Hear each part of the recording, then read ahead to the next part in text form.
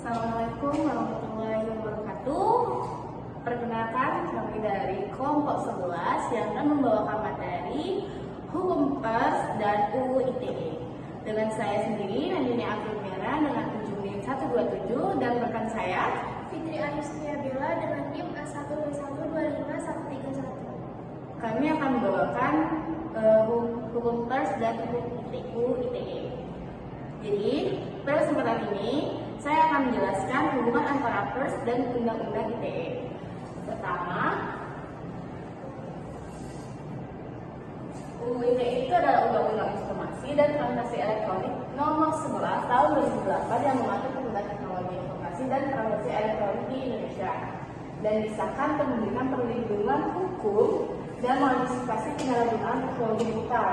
UU ITE telah mengalami 2 kali perubahan nih. Terakhir disahkan perubahan kedua pada Desember 2023 untuk penyempurnaan dan penambahan pasal penting. Yang singkatnya, UU ITE itu adalah aturan yang mengatur aktivitas informasi dan komunikasi di ruang digital. UU ITE memuat ketentuan mengenai pencemaran nama baik, penyebaran hoax, dan ujaran kebencian.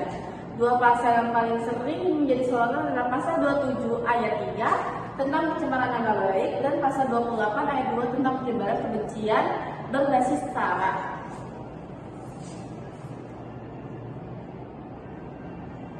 Selanjutnya itu fungsi Pers dalam era digital. Pers berperan sebagai penyampaian informasi dan kontrol sosial dalam masyarakat. Dalam era digital, Pers juga beroperasi di ranah elektronik dan media sosial yang diatur oleh UU ITE. Pers harus mematuhi standar jurnalistik dan hukum yang berlaku, termasuk UU ITE, untuk menghindari pelanggaran seperti pencemaran nama baik dan penyebaran berita hoax. Yang singkatnya, Pers ini kan adalah lembaga menyampaikan informasi kepada masyarakat. Pers memiliki peran penting nih sebagai pemberi informasi, pengawas sosial, dan ruang diskusi publik. Di Indonesia ini, Pers dilindungi oleh UU Undang-Undang Nomor 40 Tahun 1999. Undang-undang ini menegaskan bahwa Pers memiliki kebebasan untuk mencari, mengelola, dan menyebarkan informasi. Selain itu, jurnalis juga mendapatkan perlindungan hukum ketika menjalankan tugasnya. Jika terjadi masalah dalam pemberitaan, penyelesaian dilakukan melalui Dewan Pers, bukan melalui jalur pidana.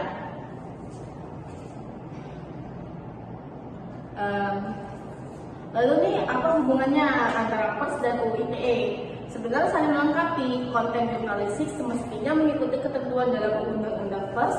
Artinya, jika ada pihak yang merasa dirugikan oleh sebuah berita, masalahnya harus diselesaikan melalui mekanisme Pers, seperti hak jawab, koreksi, atau mediasi dengan Dewan Pers. Konten jurnalistik juga yang dibuat sesuai kaidah tidak seharusnya dipidana dengan menggunakan UU ITE.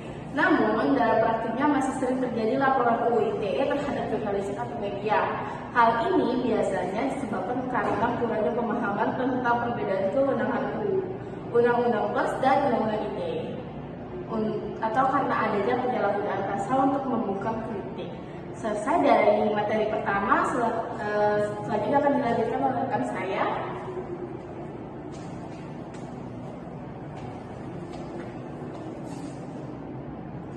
Baiklah, di sini saya akan melanjutkan materi yang disampaikan dari pemateri pertama, yaitu tentang pokok-pokok hukum ITE. Nah, pokok-pokok hukum ITE di sini ada 3, yaitu yang pertama, penegakan hukum terhadap konten ilegal seperti pencemaran nama baik, hoax, pornografi, serta perjudian online.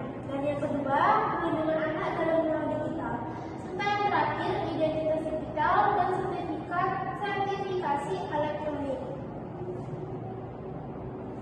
Nah, ada juga perubahan dan penambahan UU ITE 2023. Di sini saya dan rekan saya mengambil 3 perubahan. Yang pertama, Pers wajib berhati-hati dalam penyebaran informasi agar tidak melanggar UU ITE. Dan yang kedua, melakukan verifikasi fakta untuk mencegah penyebaran berita palsu atau hoax.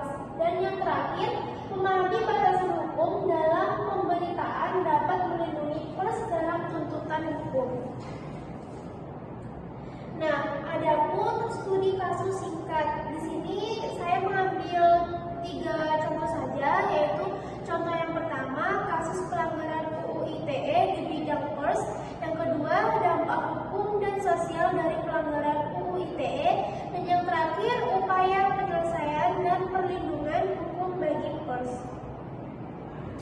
Jadi yang dapat saya dan rekan saya simpulkan di sini yaitu dari kesimpulan dan rekomendasi. UU ITE penting sebagai landasan hukum digital dan transaksi elektronik. Dan yang kedua, pers harus memahami dan mematuhi UU ITE untuk menjalankan fungsi sosial secara bertanggung jawab. Dan yang terakhir, edukasi dan pemahaman hukum menjadi kunci dalam menghindari pelanggaran. Ada pertanyaan sampai di sini? Jika tidak ada, maka saya akan akhiri diskusi kali ini. Jadi teman-teman kalau mau bertanya silakan di kolom komentar di bawah. Terima kasih semuanya. Wassalamualaikum warahmatullahi wabarakatuh.